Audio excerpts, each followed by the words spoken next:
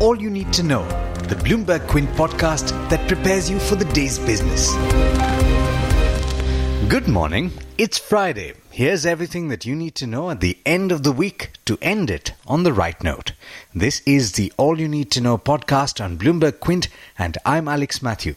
Today is the 4th of October. The main highlight today is likely to be the meeting of the Monetary Policy Committee of the RBI, the outcome of which will determine which way the country's monetary policy is headed. Remember, the last time the MPC met in August, the benchmark repo rate was cut to the lowest level since 2010. Perhaps as important as the decision of the MPC is going to be the commentary by Reserve Bank of India Governor. So do check out the website bloombergquint.com over the course of the day. The Economic Offences Wing of the Mumbai Police has arrested realty firm HDIL's directors Rakesh and Sarang Wadhavan in the PMC Bank case. The EOW has also attached 3,500 crore rupees worth of properties belonging to the Wadhavans and the company, according to a senior official at the EOW who spoke to Bloomberg Quint. And speaking of PMC Bank, the Reserve Bank of India has increased the withdrawal limit for customers of the bank, providing much needed relief to several depositors. They are now allowed to withdraw 25,000 rupees from their accounts compared with the earlier limit of 10,000 rupees that was set for 6 months. US-based alternative investment fund Apollo Global Management has shown interest to buy stake in Altico Capital India, according to two people in the know who spoke to Bloomberg Quint. Remember, the real estate financier fell into financial stress after it defaulted on repayments to Mashreq Bank on external commercial borrowings. In other news, U.S. Commerce Secretary Wilbur Ross said there was no structural reason a U.S.-India trade deal could not be done soon. Speaking at the World Economic Forum event, Ross said that neither government expected a deal to be put in place in 5 minutes, but he added that there was no structural reason why one could not be struck quickly. The initial public offering of Indian Railway Catering and Tourism Corporation, which is better known by its abbreviation IRCTC, became the most successful maiden issue in more than 20 months, driven by demand from institutions and rich investors. The 644 crore IPO ended up being subscribed 110 times. Now, oil has extended its longest losing streak in 10 months, even as investors ramped up bets that the US Federal Reserve will cut rates this month to bolster a flagging economy. As of this morning, Brent crude was trading at under $58 to a barrel. In international news, Hong Kong will use a rare emergency rule for the first time in more than half a century to ban face masks at public gatherings, according to local media outlets, including the South China Morning Post. This comes as the protracted protests in the island city-state become more violent.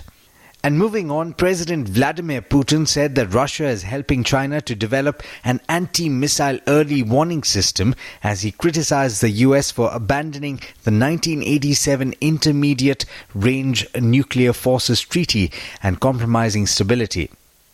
President Donald Trump said on Thursday that China's Xi Jinping should consider investigating Joe Biden and his son after again calling on Ukraine's president to reopen an investigation into one of his top political rivals. Trump's allegation that Joe Biden, as a vice president, tried to shield his son Hunter from a Ukrainian investigation of a company that employed him has been discredited.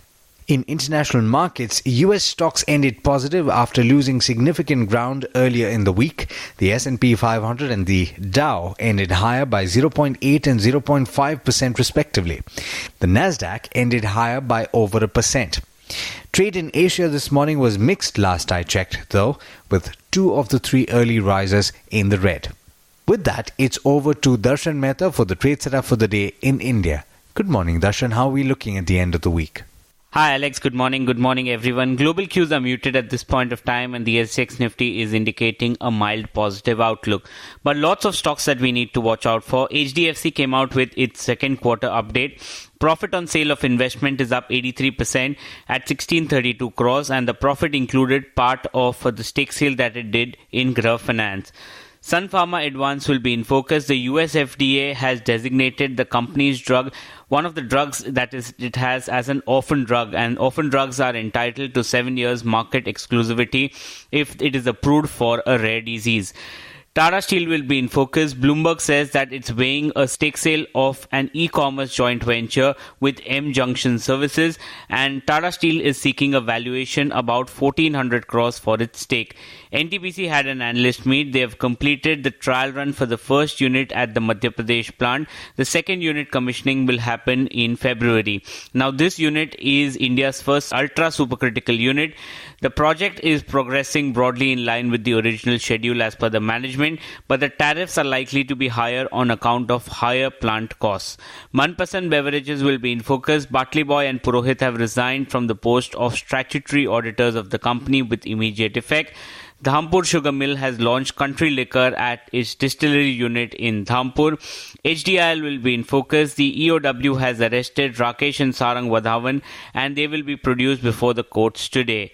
United Spirits, again a relief coming in. The Telangana government has announced its new liquor policy for the next 2 years. It's status quo, and it is positive because earlier media articles had hinted that the government was considering taking control of the liquor sales in the state. The blockbuster IPO, that was IRCTC, it was subscribed 112 times and the NII portion was subscribed 355 times. Couple of brokerages. Axis Capital has initiated on Spandana Spurti with a target price of 1200. They're saying tapping into the unserved rural opportunity. Goldman Sachs has upgraded Wipro to a neutral from a sell on based of valuations. The target price is 226. Morgan Stanley has cut Z Entertainment's target to 248 from the earlier 370, but maintaining an underweight. And HSBC has cut Tata Motors' target to 135 from 160 on demand headwinds. They believe that China is bottoming out, but the recovery seems far-fetched. But there's much more you need to know before trade actually starts. For that, log on to our website bloombergquint.com and click on the All You Need to Know tab and you will be prepared for morning trade. Thanks, Darshan. Well, that's all we have for you on this podcast, but there's a lot more on the website bloombergquint.com, so do check it out. Have a great day and a lovely weekend. I hope you enjoyed listening to All You Need to Know. Did you know that you can listen to the show on the IVM Podcast app? On the IVM Podcast app, along with this, we have a number of other shows which you think you'll enjoy. Listen to Cyrus Says with Cyrus Brocha as the host. Listen to Paisa Vaisa with Anupam Gupta. The Scene and the Unseen with Amit Verma. Or Shunya One hosted by Shiladitya Mukhopadhyay and myself. Check out the IVM Podcast app to get more talk content that you will enjoy.